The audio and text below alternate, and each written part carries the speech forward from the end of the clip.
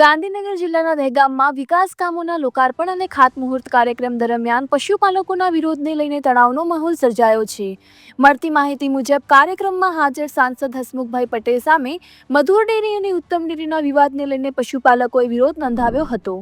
વિરોધ બાદ પોલીસે પશુપાલકોને ડિટેઇન કરી દહેગામ પોલીસ સ્ટેશન ખાતે રાખ્યા હતા।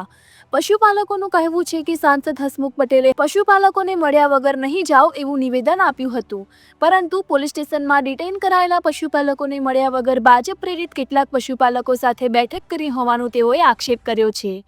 પશુપાલકોએ વધુમાં જણાવ્યું કે જો બેઠક કરવી હોય તો પોલીસ સ્ટેશનમાં જ થઈ શકે।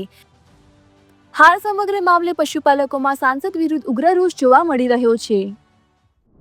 આજે સંકલન સમિતિ જે રજૂઆત કરવા જઈ રહી હતી કે જે સાંસદ શ્રી આપણે આવતા હતા અમદાવાદ ઈસ્ટના, તેમને સામેથી બોલાયા હતા તમામ સંકલન સમિતિ અને પશુપાલકોને આવો ચર્ચા કરીએ આ બાબતે, ઉત્તમ ને મધુર લાવો આ બાબતે, પણ ક્યાંક ને ક્યાંક પોલીસને આગળ કરીને આજે અમને બધાને પશુપાલક સમિતિને ડિટેન કરીને પોલીસ સ્ટેશન લાવી દીધા હતા।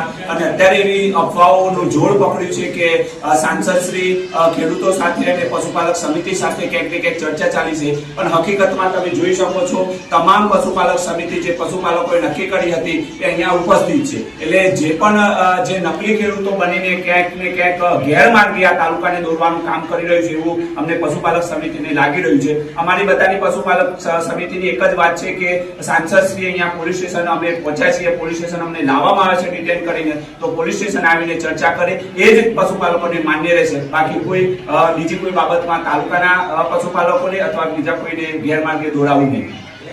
અને જે એપીએમસીમાં કોઈ બી પ્રકારની ચર્ચા માટે અમે જવા માટે તૈયાર નથી। જો કોઈ બીજા કોઈ ચર્ચા કરતા હોય તો એ લોકો ભાજપના સંગઠન દ્વારા ઉભા કરેલા ફ્રોડ માણસો કે જે અમારી સંકલન સમિતિ સાથે સંકળાયેલા જ નહીં એવા લોકો છે, ઉત્તમના માણસો છે, એ બધા ચર્ચા કરવી હોય પોલીસ સ્ટેશનની ચર્ચા થશે।